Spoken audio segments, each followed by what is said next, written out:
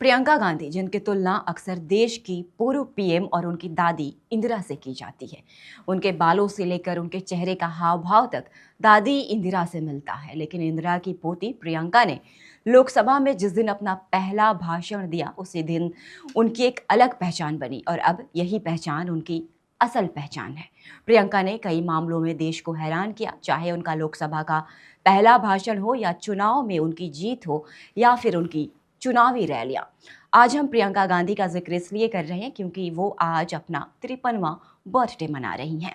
उनके बर्थडे पर प्रियंका गांधी को थोड़ा और बेहतर से जानने की कोशिश करेंगे। वही प्रियंका जो लोकसभा में बोली तो ऐसा लगा कि एक लंबे अरसे के बाद महिला का प्रतिनिधित्व करने वाली एक महिला की वापसी हुई है। वही प्रियंका गांधी जो रैलियों में भाई राहुल गांधी को खूब प्यार करती नजर आती हैं। वही प्रियंका गांधी जो संसद में बोलती हैं तो बड़े बड़े नेता चुपचाप उनके भाषण को सुनने के लिए मजबूर हो जाते हैं।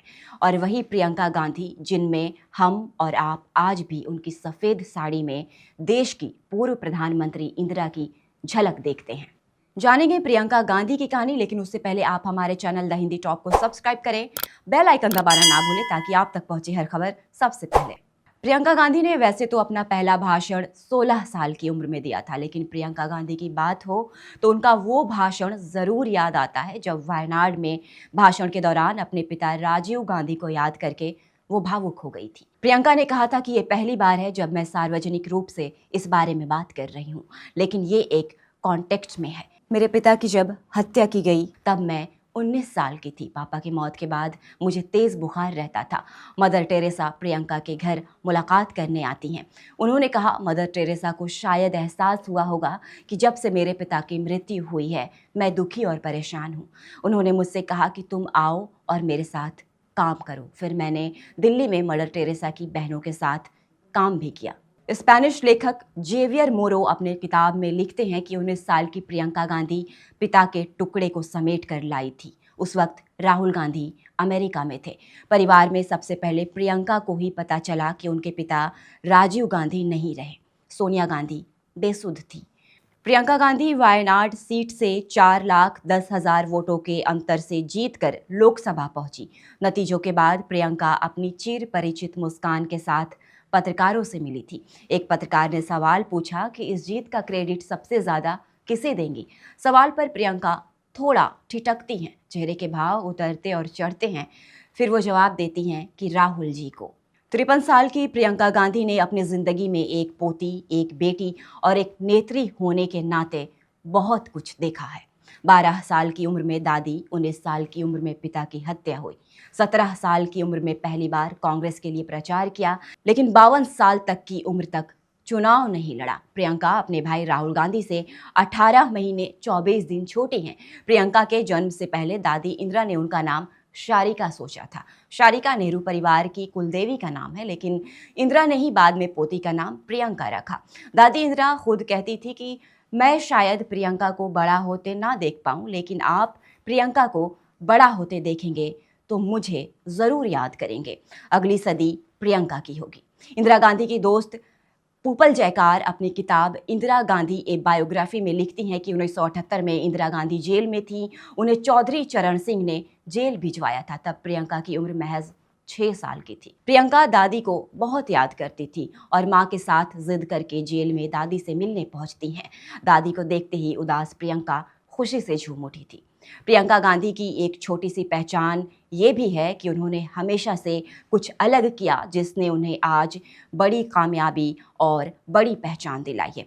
चलिए सिलसिलेवार तरीके से इस पर भी नज़र डालते हैं। साल था 1999। चुनाव में अरुण नेहरू रायबरेली से बीजेपी के टिकट पर मैदान में उतरे। वो रिश्ते में प्रियंका के चाचा थे। एक रैली में प्रियंका ने कहा कि आपने एक ऐसे शख्स को अपने क्षेत्र में आने की इजाज़त कैसे दे दी जिसने मेरे परिवार के साथ हमेशा से गद्दारी की है। अरुण नेहरू यहाँ से बुरी तरह हारे थे। 26 जुलाई 2013 को जब अरुण नेहरू का निधन हुआ तो प्रियंका के बेटे रेहान ने उन्हें मुखाग्नि दी थी। प्रियंका गांधी ने पिता राजीव गांधी के हत्यारों को माफ़ी दिलवाई। राजीव गांधी की हत्या में शामिल नलिनी मुरुगन को फांसी होने वाली थी। प्रियंका ने भाई और माँ से बात की थी और उनसे मिलने भी गई थी। 3 नवंबर 2024 को राहुल गांधी ने कहा था कि प्रियंका ने जब मेरे पिता की हत्यारी लड़की को गले लगाया तो मुझे अच्छा नहीं लगा, लेकिन वो ऐसा कर सकती हैं क्योंकि प्रियंका खुद एक मां है।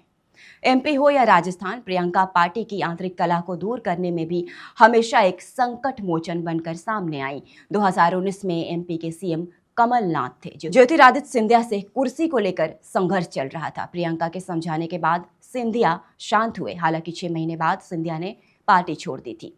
एक किस्सा ये भी है कि सोनिया गांधी 2024 में अमेठी सीट छोड़कर रायबरेली जा रही थी ताकि राहुल डेब्यू कर सके। तब सोनिया गांधी से माखनलाल फतेदार ने कहा था कि मैं प्रियंका को राजनीति में देखना चाहता हूं। ये बात सुनते ही सोनिया का चेहरा उतर गया। वो कमरे के बाहर चली जाती हैं। वरिष्ठ पत्रकार हेमंत अठरी लिखते हैं कि गांधी परिवार की राजनीति विरासत को लेकर सोनिया गांधी का विजन क्लियर था। कांग्रेस को एक फुल टाइम व्यक्ति चाहिए था। प्रियंका की शादी हो चुकी थी, उनके 2 बच्चे थे। पार्टी में ज्यादा ध्यान देने पर प्रियंका की शादीशुदा लाइफ असंतुलित हो सकती थी। इसी वजह से सोनिया ने प्रियंका से प्रचार तो करवाया, लेकिन उनसे चुनाव नहीं लड़वाया। लेकिन प्रियंका जब चुनाव लड़ी तो क्या खूब लड़ी, और जब लोकसभा में पहला भाषण दिया तो क्या खूब दिया। कुल मिलाकर कहें तो प्रियंका गांधी एक बेटी, एक बहन और एक नेत्री होने के सारे गुण रखती हैं, जो उन्हें सबसे अलग बनाता है, और यही उनकी खासियत है। फिलहाल के लिए इस खबर में इतना ही। हमारे चैनल द हिंदी टॉप को सब्सक्राइब करें। हमें एक्स यानी ट्विटर, फेसबुक और इंस्टाग्राम पर भी फॉलो करें।